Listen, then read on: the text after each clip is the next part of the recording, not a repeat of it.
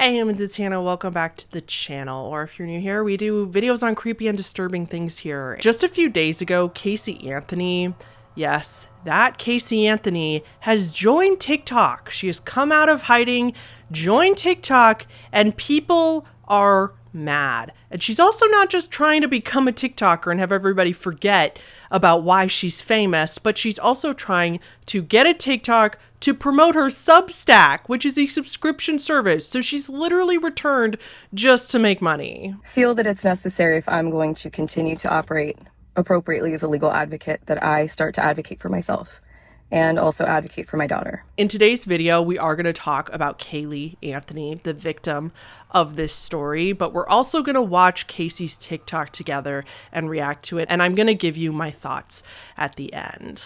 And as usual, I have many. So yeah, this video is supported by a sponsor. I'm going to roll to that, but we'll be right back with y'all. I have told you all over and over how much I hate cooking, right? I don't like any aspect of it, all the way down to the grocery store, where I find myself wandering around aimlessly, not sure what to eat. Because of that, I end up in the frozen food aisle, which is obviously not good. That, or I buy a bunch of ingredients for one meal that I inevitably get sick of, and then I end up with a bunch of food waste. That is why I have been using today's sponsor, which is Hungryroot, for over a year now. The biggest advantage of Hungryroot is that it is so personalized. It's like having a personal shopper and a nutritionalist all in one, except your personal shopper and nutritionalist all in one also delivers the box of groceries to your door. All you have to do is go to Hungryroot, tell them all your goals, tell them your preferences, and they get to know you like a real friend.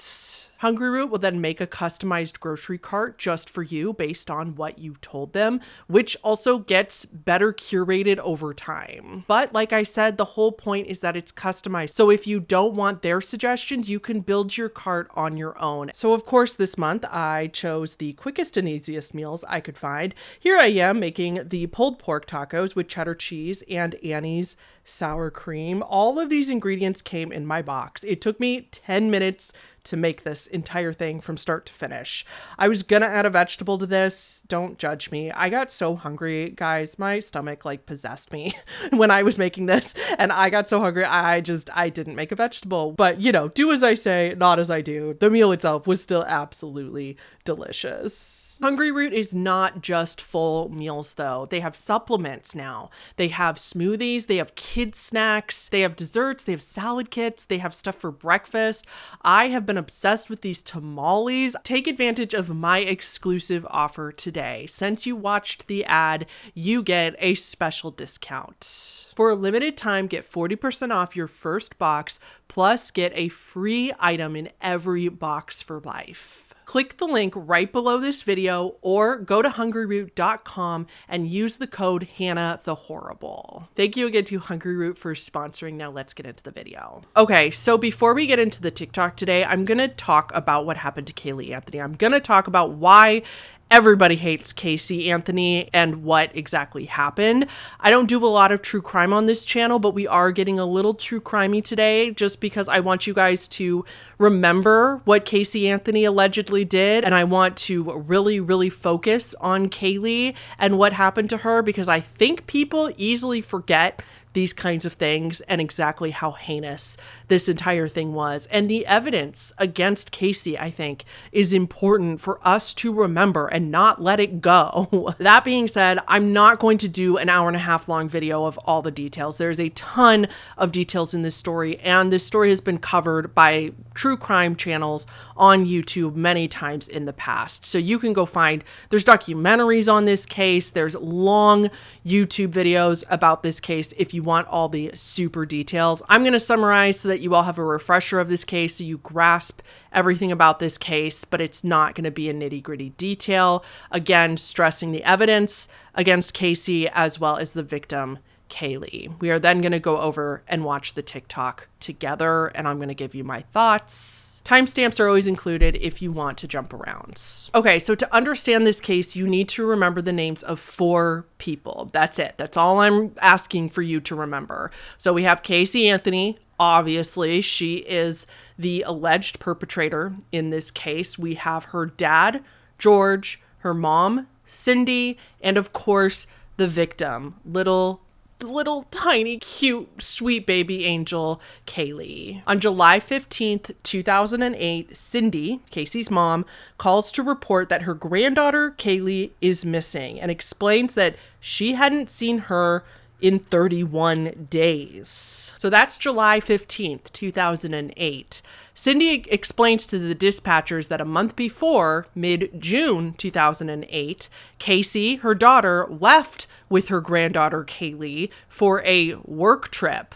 They were supposedly, at least this is what Casey told her mom, they were going to go meet up with Casey's nanny so that the nanny could take care of Kaylee while Casey worked. But it would be all three of them together so that Casey could still be with her daughter, but the nanny would be there so Casey could work. Cindy hadn't seen Casey or Kaylee since then, until her and her husband George were called about Casey's car, which had been weirdly abandoned. So the car was, of course, impounded and released to Cindy and George. And when Cindy and George go to pick up the car, they notice that it reeks. And it's not like she was hotboxing reeks. It smelled like death. That is what they said. It smelled like death. There was a bag of trash in the car, which they threw out. Cindy told dispatchers about the car, although she would try to retract her statement about it smelling like death later. There's something wrong. I found my daughter's car today, and it smells like there's been a dead body in the damn car. Okay, what is the 3-year-old's name? Of course, a little kid goes missing in America. Not only that, but Florida. Police instantly become involved and start investigating, and everybody freaks out. Kaylee, who's a toddler, but she was almost 3 years old, went missing a month prior and nobody reported it. Casey Anthony was 22 years old at the time. She had Kaylee when she was only 19. So police start investigating immediately. They're looking at this car. They find Casey's search history. Casey, according to the police, had search histories such as chloroform and another search history including neck breaking. If you don't know, chloroform is that thing that we see in movies where people put it over a cloth with chloroform on it over your mouth, and then in the movies people like pass out like in 2 seconds. That's not how it works in real life, but it's used for many things. But chloroform for criminal activity is typically used to make somebody go to sleep. The police then investigated Casey's car, and they found traces of chloroform in the car. And then remember how her car smelled like death, according to her parents. Investigators found signs of human decomposition in the car, as well as the canine units that alerted to a body having been in the car. Because of this, investigators felt like they had enough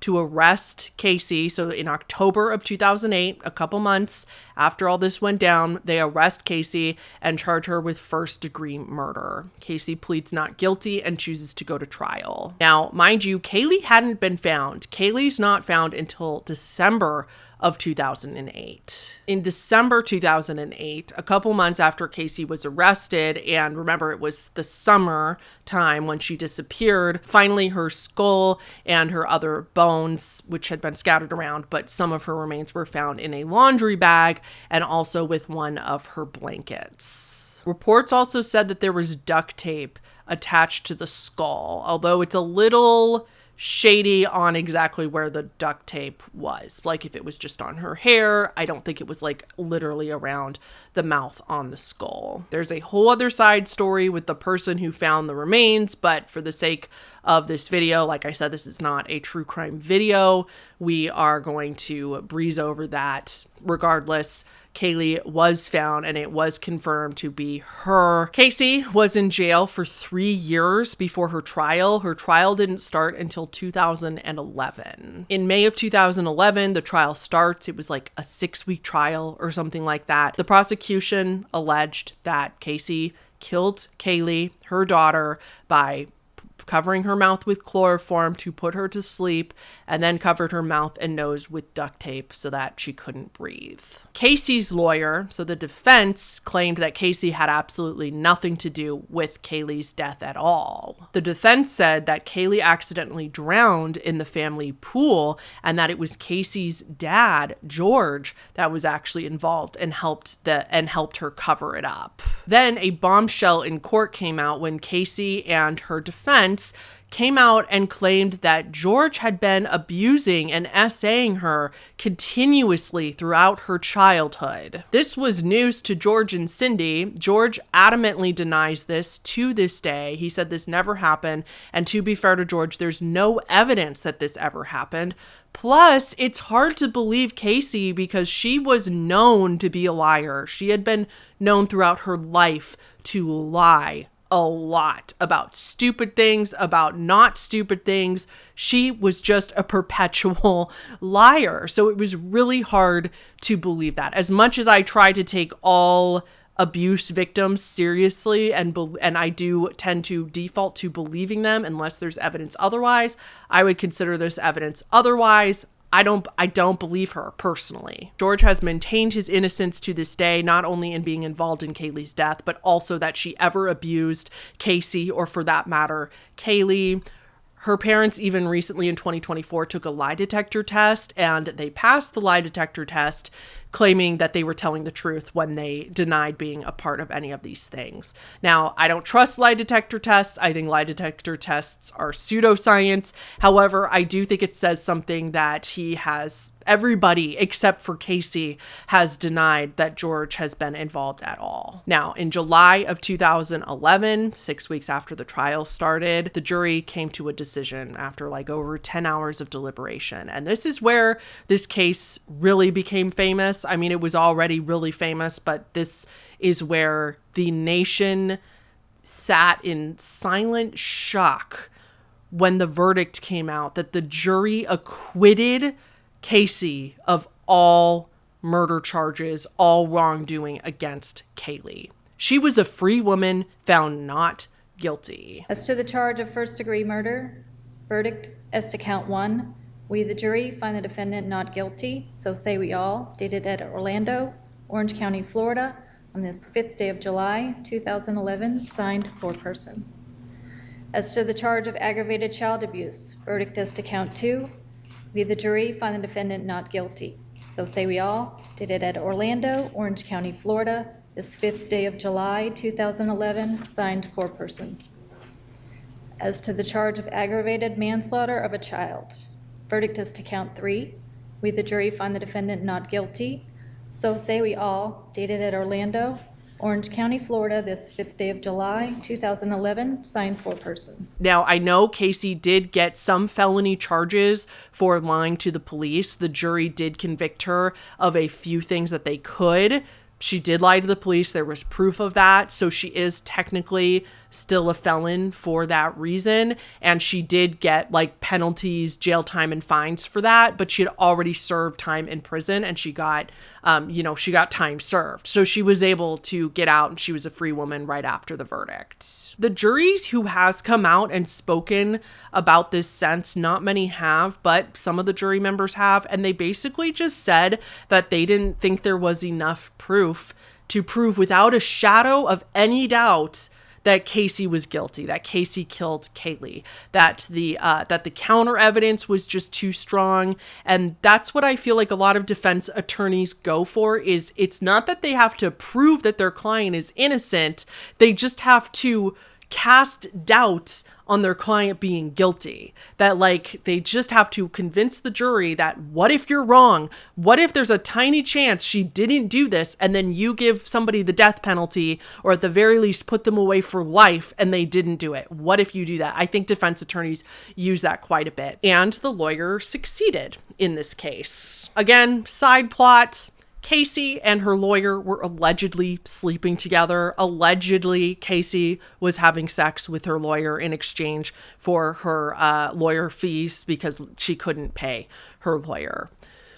Side quest, like I said, there's so many details to this story that we're not getting into today. Other than Kaylee losing her entire life, the other saddest part to me about this case is that Casey didn't want her. Casey never wanted to be a mom, at least not at 19.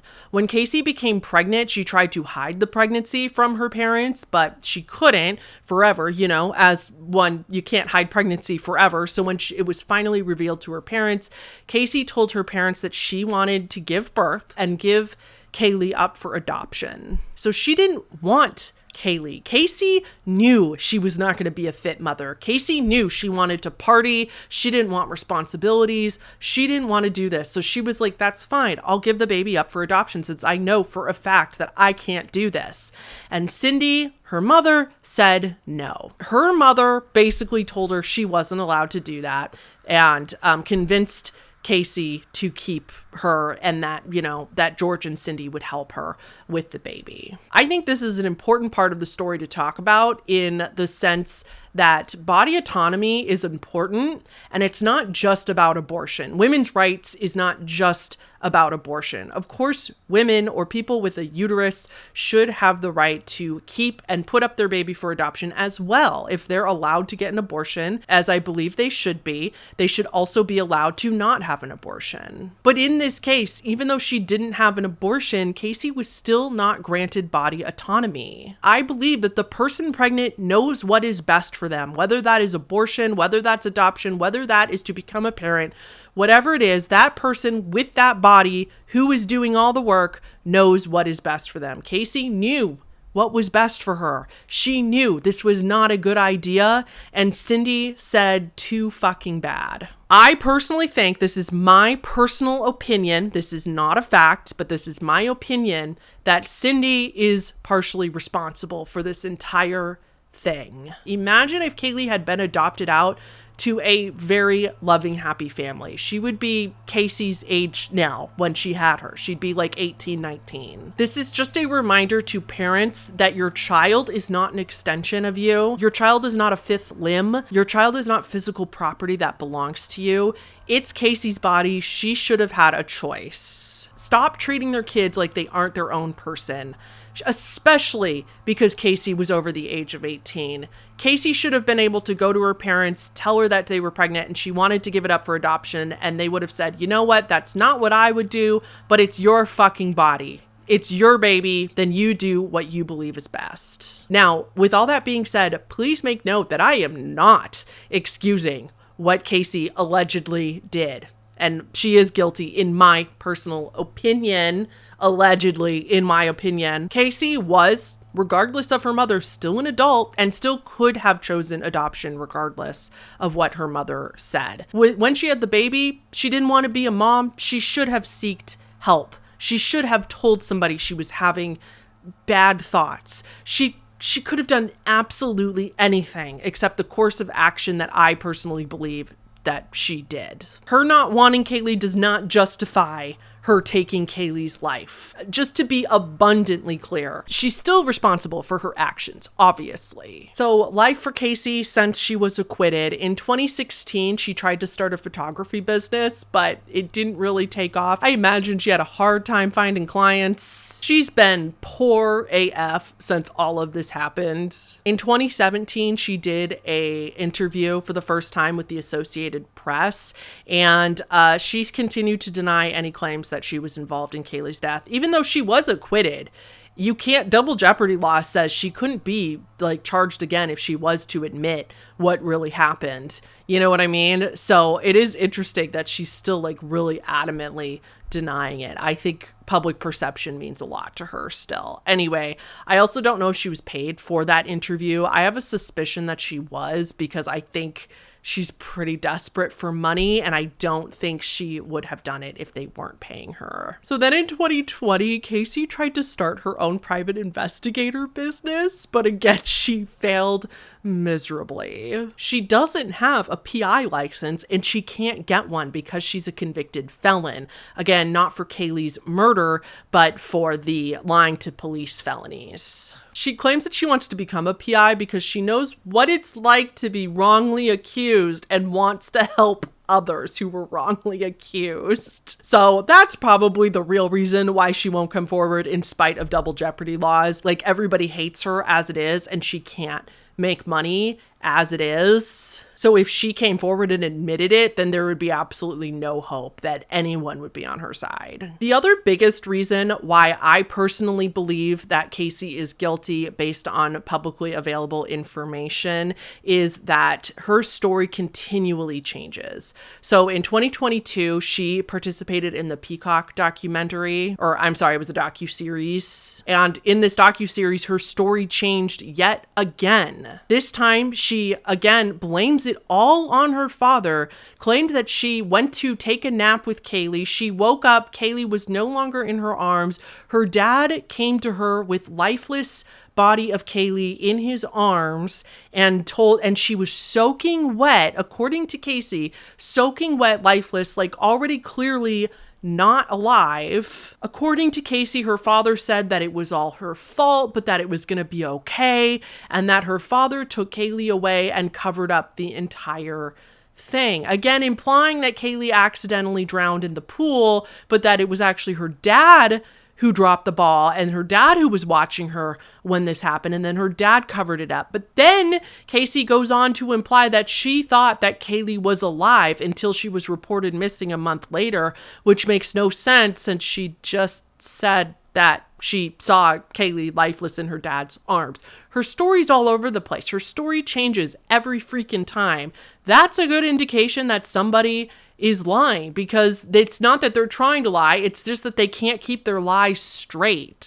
They lie so much that they forget what they've already said. Okay, so that is the Caylee Anthony story in a nutshell. Now let's talk about why we have gathered all here today. And that is because Casey Anthony has joined TikTok and everybody's very pissed. So just on March 1st, on Saturday, Casey posts on TikTok.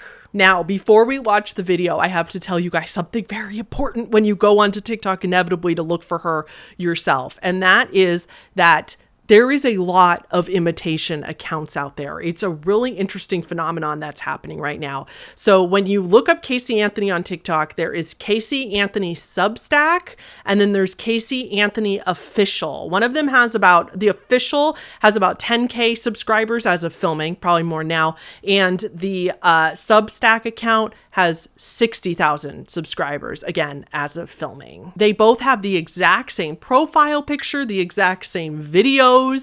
They're both trying very hard to look like the official accounts.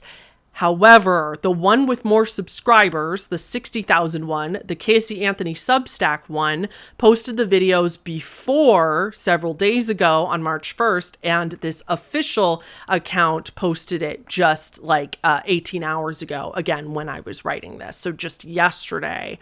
Plus, the Substack account says in the bio, "This is my only account." It specifies this is my only account. And as far as we know, that is the original video. That is the first time that video was posted. That's the one with the most views out of all the reposts and the one with the earliest date and time on it. So as far as we know, this is her only account. Her Substack account also has all the comments turned off. The comments are turned off on both videos, but this new official account has the comments turned on. The comments are wonderful. There's literally nobody in there who's on her side. Everybody telling her to please leave. Nobody wants her here on TikTok. Nobody wants her here on the internet. Please go away. And they're speaking into the void, because I personally do not believe that this is Casey Anthony's account. I believe the Substack account is the only one, and I think the rest are copycats. The reason I think people are doing this, I think the intentions are pure. I think people are doing this because they want to take attention and confuse people for what her real account is, with the intention of getting the views and engagement on other accounts so that Casey doesn't get the views and engagement. Like trying to get people to go to the official account and follow the official account, then unbeknownst to people, they're giving some random person the views and not actually giving Casey the views, and therefore possibly not giving her the money. Additionally, the first account, the entire point is to to promote her Substack, whereas the Casey Anthony official one, the bio just says legal advocate / official TikTok of Casey Anthony and doesn't have the link. Why wouldn't it have the link to the Substack if this was her real account? So I honestly think that this is all copycats. Now just me looking at us, 14,000 followers on TikTok now, not 10,000. So it's rapidly changing. Hey guys, so quick update. I went back to this Casey Anthony _ official site for while editing, and I am now confident that this is not Casey Anthony because they have now put up a Cash App link in their bio. So they're literally trying to siphon donations from random people and using the situation with Casey Anthony coming back to TikTok to try to get money from people, which is, I don't need to tell you how absolutely batshit that is. Quick awareness, do not send this person money. I would hope you wouldn't want to send Casey Anthony money anyway, but do not send anybody don't just go to random Cash Apps and send them money ever, unless you're absolutely positive who the person is. Good gravy, I've lost faith in humanity. Okay, back to me. However, even if people are making these accounts to jump on the bandwagon or just to get clout because they think it's funny, even if that's the case, it is still good to not go to her actual account. So the Casey Anthony _ Substack account is the one that is like actually giving views to Casey. So I do encourage you, if you are going to go look, give the views to these other random accounts because they're posting her videos. And then again, like I said, you're diverting views from Casey. So if you don't want to support her, then, you can do it that way. Okay, without further ado, let's watch this video together. And I am so sorry in advance. It's infuriating. I sweat to death. Okay. Today is Saturday, March 1st, 2025. This is my first of probably many recordings on a series that I'm starting. I am a legal advocate. I am a researcher. I've been in the legal field since 2011. Pause. Okay. I am a legal advocate and I've been in the legal field since 2011. That is so misleading if you don't know who this person is. I'm confident most people know who she is, but I'm sorry. That is ridiculous to me. I've been in the legal space since 2011 because you were in prison and then went to trial? Is that what you mean by been in the legal space because you were allegedly fucking your lawyer? Yeah, I guess you were in the legal space. And in this capacity, I feel that it's necessary, if I'm going to continue to operate appropriately as a legal advocate, that I start to advocate for myself and also advocate for my daughter. I think this is also right there the point where a lot of people say, fuck you, Casey Anthony, to advocate for your daughter when most people, including myself, believe that you are guilty of this crime. Remember all the evidence? Her car shows up and it just smells like death. There's no evidence that Kaylee drowned. The Google searches, the weird behavior, all the evidence points to Casey. Again, she is, in the eyes of the law, she is innocent. This is my opinion. This is all alleged. But the fact that she says that I want to advocate for myself, fuck you. Nobody wants to know what you have to say. And 2, advocate for my daughter. The daughter that, in my opinion, she killed. Yeah. You know who could also advocate for Kaylee if she was alive? Kaylee. For those of you who don't know, my name is Casey Anthony. My daughter is Kaylee Anthony. My parents are George and Cindy Anthony. This is not about them. This is not in response to anything that they have said or done. That's not to say that I'm not going to respond at some point to some of the things that they have said and done. I think she's referring to the lie detector test that I was telling you guys about earlier, as well as her parents claiming that George is innocent and that apparently I read that she doesn't talk to George at all. She talks to her brother as well as Cindy, her mom, a little bit, but it's not like a close open relationship. I think she's just not no contact with them, but she apparently won't talk to George at all because, again, in my opinion, my free speech opinion, I think it's because she wants to keep up this facade that George is so evil, and that's why she won't talk to him, because she needs to keep up the lie that he's guilty. The whole point of this is for me to begin to reintroduce myself. I'm doing this both personally for me, but in a professional capacity. Moving forward, the majority of what you will see will be me speaking in a professional capacity. My goal is to continue to help give a voice to people, to give people tools and resources that they can utilize so they actually know where they can turn to. So with that, please join me on Substack. If you have questions, I will set up an email address where we can correspond directly. Up until this point, that has never happened. And it's only going to be on a limited basis regarding legal issues, legal matters. One of the main reasons that I'm doing this, there are people close to me who have been targeted and attacked recently. There are also people close to me who have had some recent things occur. And when necessary, people needed to step up, myself included. So as a proponent for the LGBTQ community, for our legal community, women's rights, I feel that it's important that I use this platform that was thrust upon me and now look at as a blessing as opposed to the curse that it has been since 2008. Oh my God.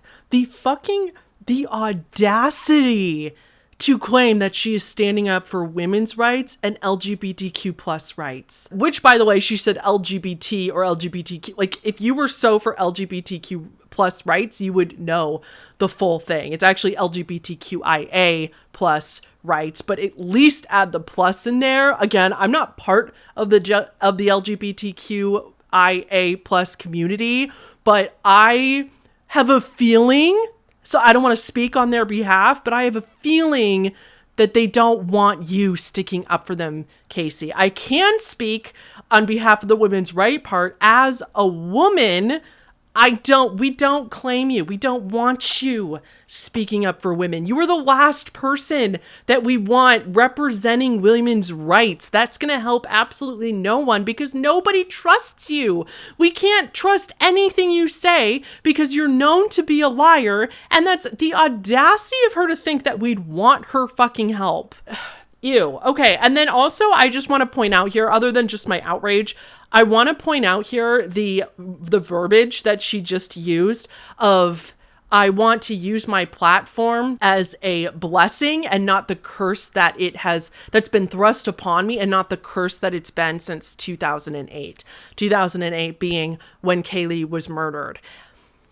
So listen, liars and alleged killers love to say shit like that because listen how she distances herself from the event. She doesn't say when her baby died. She doesn't say like when I was heavily involved and wrongfully accused of the murder of my daughter. She says this curse, as if it was completely out of her control, was thrust upon me.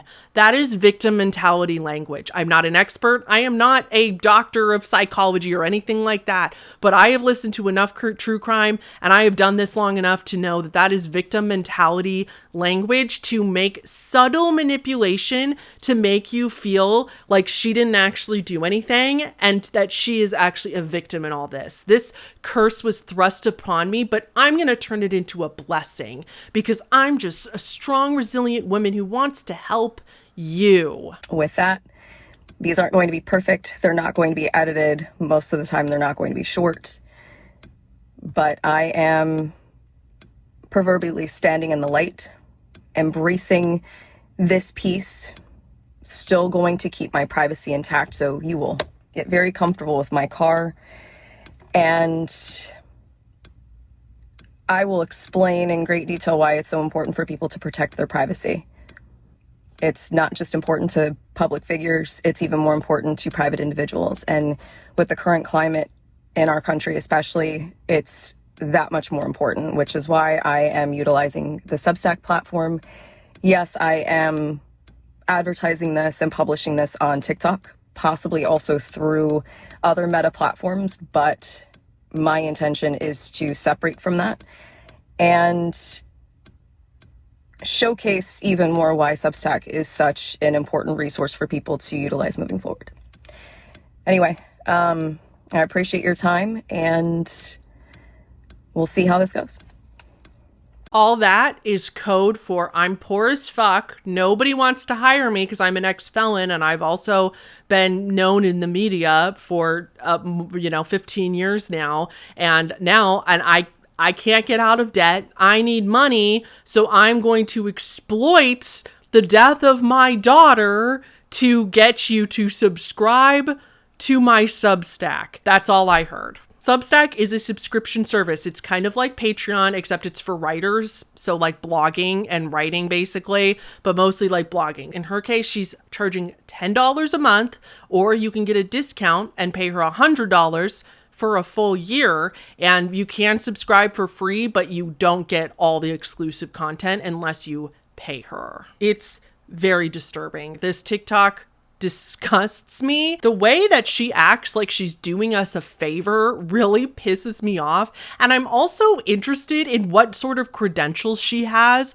because if she was in the legal space, then why isn't she becoming a lawyer then, if she cares about justice so much? She's not going to school, becoming a lawyer, or actually getting any sort of credentials. Her experience and her expertise is, I was in a very high profile murder case, and to most people's opinions is that she is guilty in spite of the fact that she was acquitted. I don't know what she thinks we think. I don't know if she thinks that we all forgot, or that she thinks that we're all gonna like forgive and forget. I don't know. She's delusional if that is the case. The way that she wishes that she was Amanda Knox, the way she wants to be Amanda Knox so badly, is, it would be comical if it wasn't so messed up. Now, obviously, the difference is that Amanda Knox was actually innocent, was actually wrongfully accused. None of the evidence added up. They knew who actually did it. The evidence actually pointed to somebody else, and they were just using Amanda's behavior as a young woman against her in circumstantial evidence. Like, Casey she wants so badly to be Amanda Knox. Anyway, as of filming, she had over 2,000 subscribers on Substack. She had like 2.3 thousand plus subscribers on Substack. Unfortunately, I can't see exactly how much she's making. Just because they're subscribers doesn't mean they're paying her. Like I said, you can subscribe for free and then pay for the subscription to get all the exclusive content. So even if all of those people were subscribing though, I do want to stress that that's still a pretty low conversion rate.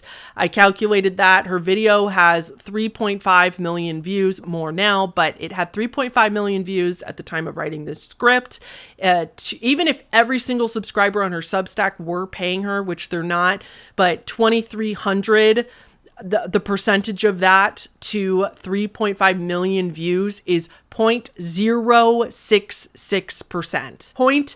0.066%, not a 0.5%, 0.066%, less than a 0.1% conversion rate from the advertisement on TikTok, which, just for like reference, I know it's not an exact science, there's nuance, but like an ad conversion, like if I was paid to promote a product, or any average influencer paid to promote a product, the company's going to look for probably 2 to 5% engagement with the ad / conversions to sales, with 10% being like exceptional, and Casey, as of now, hasn't even converted 1%, hasn't even converted 0.1% of the people who watched that TikTok to her Substack. And even that, we don't even know how many people actually paid her. So while it's horrifying that literally anybody subscribed to her Substack, I do take some comfort in the fact that it's not that many people. And out of 7-8 billion people in the world. Yeah, there's going to be a few kooks out there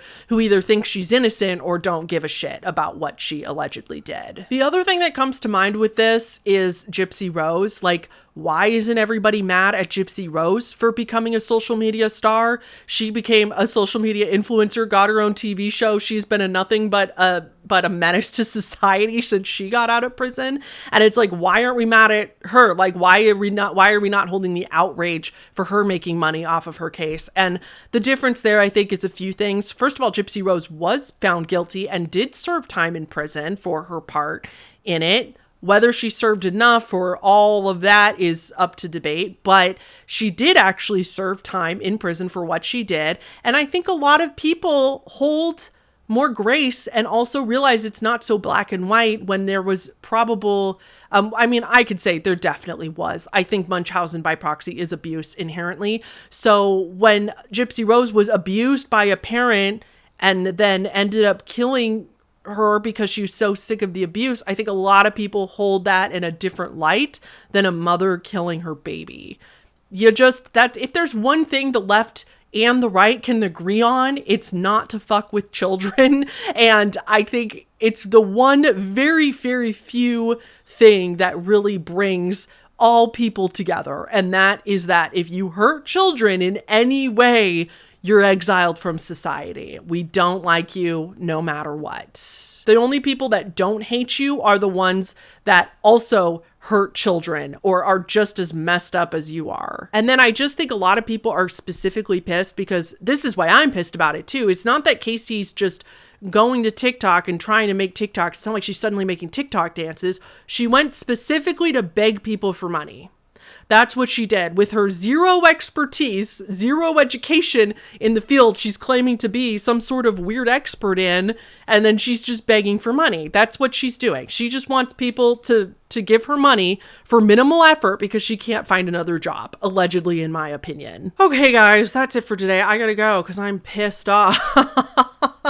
Thank you guys so much for watching, I guess. Like the video just to support the channel. Thanks to all the patrons on the screen right now. I appreciate you all so much. Thank you so much for the extra support. Let me know what you guys think in the comments, and I'll see you in the next one. Okay, bye.